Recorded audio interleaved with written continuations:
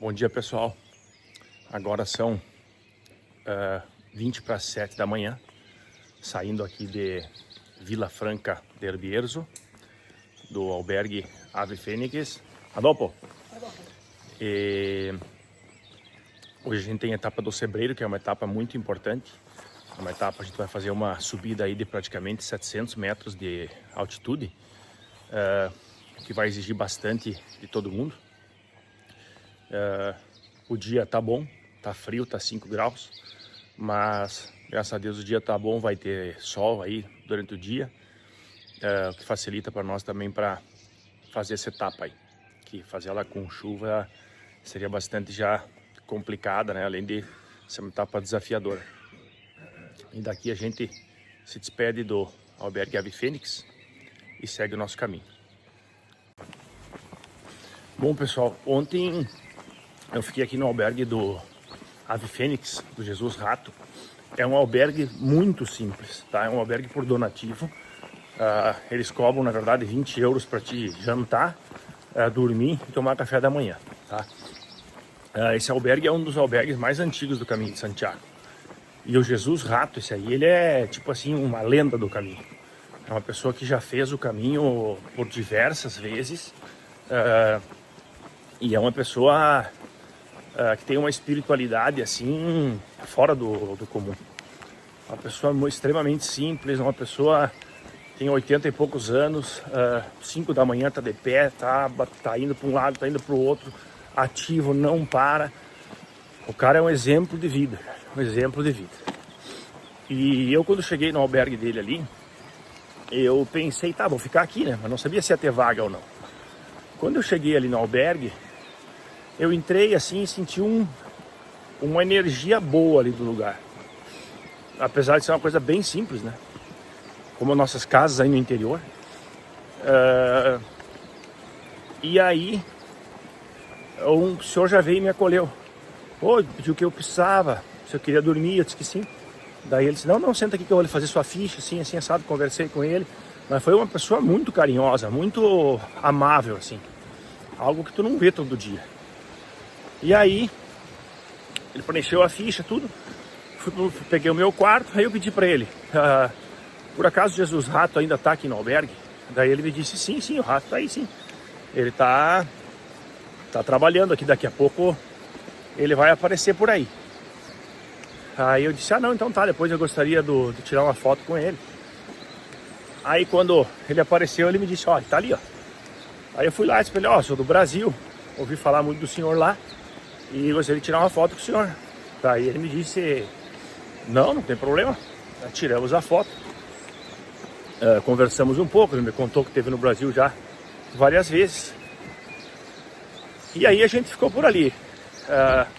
Depois, no final do dia, a gente voltou ali, ficou no albergue, deu uma volta na cidade, depois a gente voltou para a janta. Na hora da janta, eles fizeram, o Rato fez uma paella muito boa, e depois que a gente jantou, a maioria do pessoal foi dormir, foi descansar, né? Porque hoje a etapa é uma etapa mais dura, então o pessoal foi descansar. E eu fiquei ali conversando com duas espanholas, um italiano e eu. E a gente ficou conversando um pouco a mais ali, e nisso sentou o Jesus Rato do nosso lado. E aí eu percebi que eles não sabiam quem esse cara era, ou a importância que ele tinha para o Caminho de Santiago. E aí eu peguei e fiquei ali conversando, nós começamos a falar um monte de assunto. Ele começou a contar coisas sobre o caminho, coisas sobre quando montou o albergue e várias outras coisas. E nisso a gente chegou numa história que eu tinha ouvido ontem, que ele teria percorrido o Caminho de Santiago junto com o Paulo Coelho. E ele me confirmou que sim, que ele caminhou junto com o Paulo Coelho. Tanto que o Paulo Coelho se tornou escritor aqui na cidade dele, aqui na igreja, aqui do lado onde a gente estava no albergue dele. E ele é uma pessoa assim, com muita história, com muita vivência. A energia daquele albergue é algo que eu não senti em albergue nenhum aqui do caminho.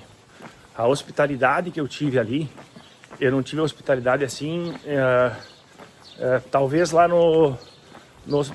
em León, quando eu machuquei a perna, tenha tido uma hospitalidade também muito boa, mas a hospitalidade e espiritualidade que eu tive ontem aqui, em Vila Franca del Bierzo, no albergue Ave Fênix do Jesus Rato, é algo que é aquele tipo de noite que tu não vai esquecer na tua vida. Porque o ensinamento que esse homem passou pra gente, e como eu falei pro pessoal daí, quando eu comentei da questão do Paulo Coelho, o pessoal me disse, verdade? Porque assim, porque assado, em italiano, né, em espanhol, e aí ele confirmou a história. E aí então, eu digo, mas quantas pessoas passam aqui no caminho e às vezes não tem oportunidade de vivenciar uma coisa tão bonita e marcante assim, de conhecer uma pessoa que tem muita história, que tem muita idade e que tem muito a nos ensinar. Foi uma noite memorável.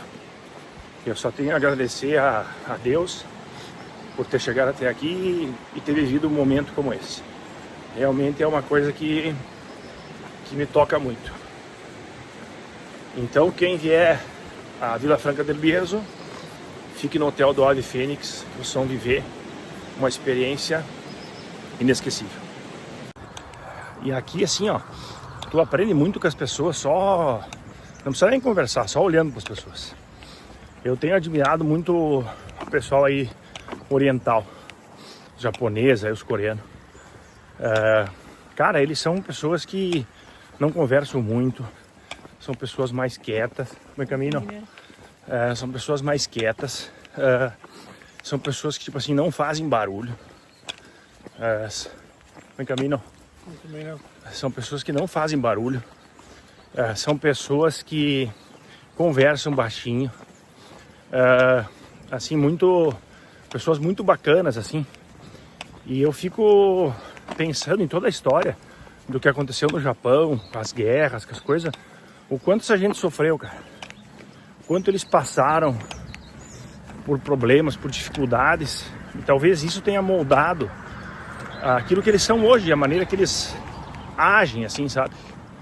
Eu achei muito, muito interessante, muito legal. Tu tem muito, às vezes, apesar de não conversar com eles, só cumprimentar, mas no caminhar aqui tu nota a pessoa como ela é e tu imagina várias coisas.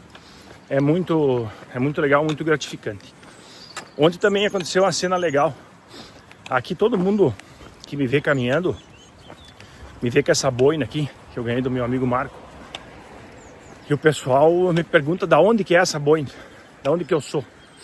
E aí eu digo que eu sou gaúcho, do Rio Grande do Sul. E aí me pede da boina, como é que é feita, por que usam. E aí eu conto um pouco da história do Rio Grande do Sul. Digo que a boina é uma coisa usada pelos gaúchos, pelos argentinos, pelos uruguaios, pelo fronteiriço, né? E que é tipo um chapéu do homem do campo, que trabalha com gado, trabalha com cavalo, ovelha, esse tipo de coisa, né? E aí eu mostro para eles as fotos do churrasco, mostro para eles as fotos aí de vestido de gaúcho, de bombacha, tomando chimarrão, e eles ficam encantados. Querem tirar foto da boina, tiram foto minha com a boina, que para eles é uma coisa diferente, né? Aqui na Espanha até eles usam uma boina parecida, só que é uma boina diferente, e o pessoal usa aqui, né? Mas é muito legal essa identificação, porque muita gente não sabe onde fica o Rio Grande do Sul, não sabe, sabe pouco do Brasil, sabe de São Paulo, Nordeste, Florianópolis, mas do Rio Grande do Sul poucos sabem onde fica, qual é os costumes, qual é as coisas. E aí tu vai conversando, vai mostrando fotos, vai contando informações, vai mostrando o que a gente come, o churrasco, esse tipo de coisa, o chimarrão.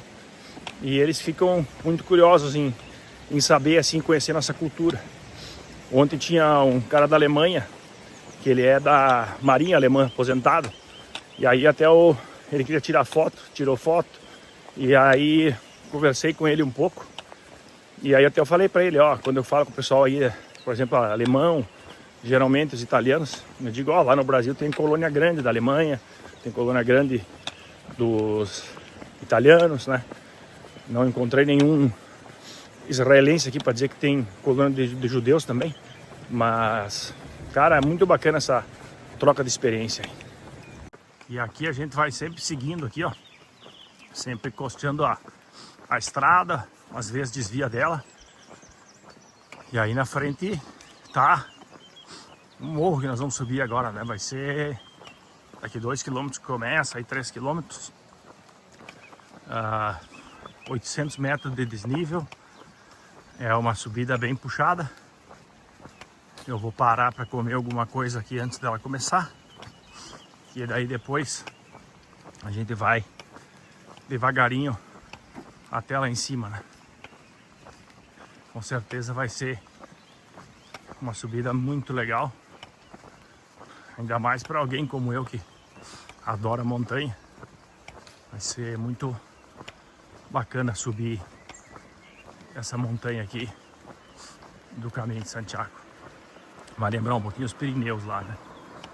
E a gente vai seguindo aqui, ó. Ali na frente tem um peregrino com um cachorro, um galgo. Imagina se ele largar aquele cachorro por tricota. E aí vamos indo, ó lá, ó, o cachorro lá.